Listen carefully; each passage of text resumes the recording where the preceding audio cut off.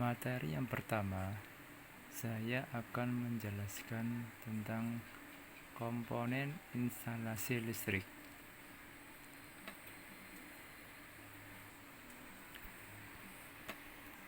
Sebelum saya menjelaskan tentang komponen apa saja di dalam instalasi listrik, perlu kalian ketahui yaitu apa sih pengertian instalasi rumah tinggal. Jadi, instalasi rumah tinggal adalah suatu sistem rangkaian yang digunakan untuk menyalurkan daya listrik ke lampu atau alat-alat listrik yang lain sebagai penunjang aktivitas rumah tangga sehari-hari. Nah, di sini ada beberapa komponen instalasi listrik yang merupakan perlengkapan yang paling pokok dalam suatu rangkaian instalasi listrik.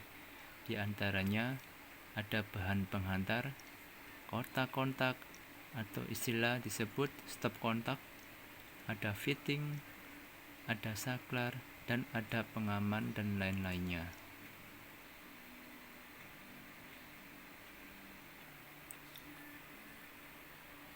Di dalam komponen instalasi listrik yang akan dipasang pada instalasi listrik harus memenuhi persyaratan sebagai berikut. Yang pertama, keandalan. Ini menjamin kelangsungan kerja instalasi listrik pada kondisi normal. Yang kedua yaitu keamanan komponen instalasi yang dipasang dapat menjamin keamanan sistem instalasi listrik. Yang ketiga, kontinuitas. Komponen dapat bekerja secara terus-menerus pada kondisi normal. Selain komponen instalasi listrik, kalian perlu ketahui dari ada beberapa bahan penghantar dari kabel penghantar yang disalurkan pada instalasi listrik. Tentunya bahan penghantar ini biasa yang disebut istilah konduktor, yaitu yang mudah menghantarkan sumber panas atau arus listrik. Bahan penghantar yang digunakan pada instalasi listrik pada umumnya digunakan berbahan tembaga dan aluminium. Penghantar tembaga ini kemurniannya minimal 99,9% dan memiliki tahanan jenis 0,01700 0,017241 ohm mm persegi atau pada suhu 200 Celcius. Dan berbahan aluminium ini, penghantar kabel berisolasi juga harus murni dan umumnya digunakan pada aluminium sekurang-kurangnya 99,9%. Tentunya tahanan jenis aluminium ini sangat lunak dan tidak boleh melebihi dari 0,028264 ohm mm persegi per meter dengan pada suhu 200 derajat Celcius. Nah, kita mengarah ke materi kabel instalasi berselubung. Jadi anak-anak, kabel instalasi berselubung ini tentunya yang kita ketahui yaitu kabel penghantar yang dipasang pada rumah tinggal kalian masing-masing, baik dalam instalasi penerangan maupun dalam instalasi tenaga. Penggunaan kabel instalasi berselubung jika dibandingkan dengan dalam pipa diantaranya: yang pertama, lebih mudah dibengkokkan. Yang kedua, lebih tahan terhadap pengaruh asam dan uap atau gas tajam. Yang ketiga, sambungan dengan alat pemakai dapat ditiup lebih rapat. Nah, di sini di dalam kabel biasanya ada istilah kode-kode. Kalau dalam kabel penghantar instalasi rumah yang kita kenal yaitu jenis kabel NYA, NYM, dan lain-lain. Ini kode-kode pada kabel yang ada tertera di dalam selubung kabel.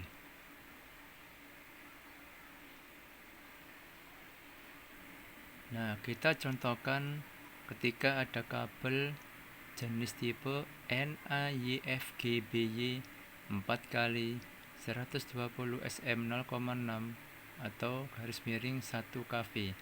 Artinya, kabel jenis standar dengan penghantar aluminium kawat banyak bentuk sektor, berisolasi, dan berselubung PVC dengan berisi kawat baja pipi dan spiral pita baja. Jadi jumlah urat 4, luas penampang nominal masing-masing 120 mm persegi dan tegangan kerja minimal 0,6 atau 1 kV. Jadi, salah satu jenis kabel instalasi berselubung adalah kabel jenis NYM, di mana kabel ini memiliki penghantar tembaga polos berisolasi PVC dengan luas penampang 1,5 mm persegi sampai 10 mm persegi dan penghantarnya kawat tunggal untuk penampang 16 mm persegi ke atas. Penghantarnya terdiri atas sejumlah kawat yang dipilih menjadi satu.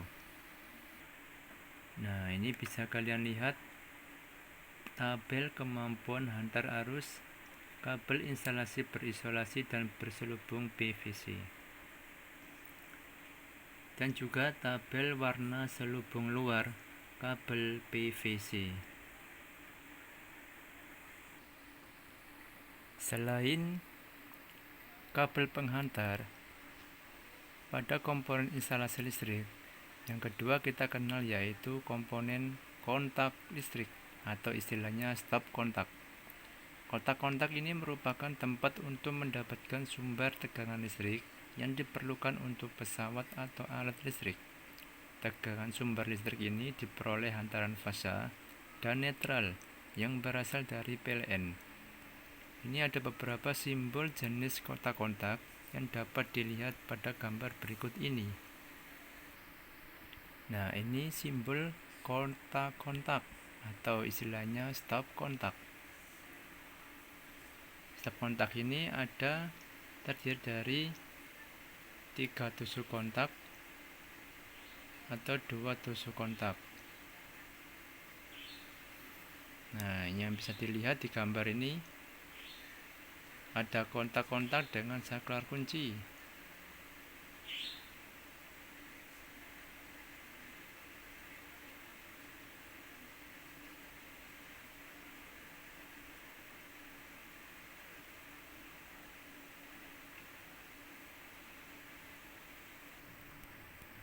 Nah, selain simbol kontak-kontak, perlu kalian ketahui ada aturan pemasangan kontak-kontak atau stop kontak.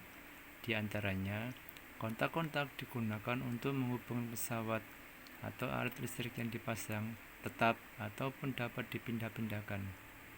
Yang kedua, pemasangan kontak ini ada beberapa di antaranya. Yang pertama, 1. Kontak-kontak dinding fasa 1 harus dipasang hingga kontak netralnya ada di sebelah kanan. Yang kedua, kontak-kontak dinding yang dipasang kurang dari 1,25 meter di atas lantai yang harus dilengkapi dengan penutup. Yang ketiga, kontak-kontak yang dipasang di lantai harus tertutup.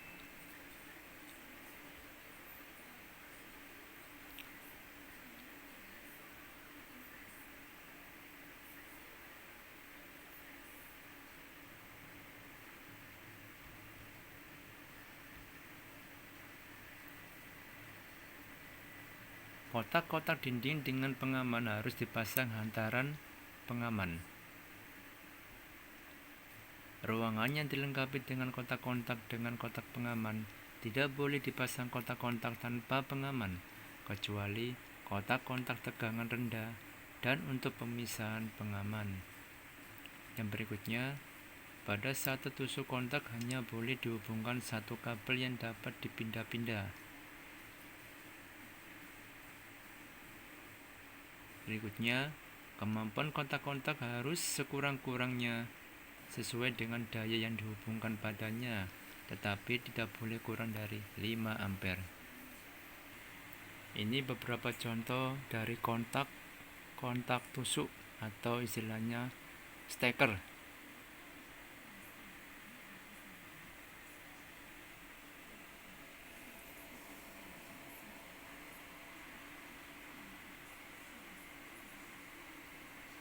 Ya, jika tidak pakai tusuk maka istilahnya kontak saja atau stop kontak.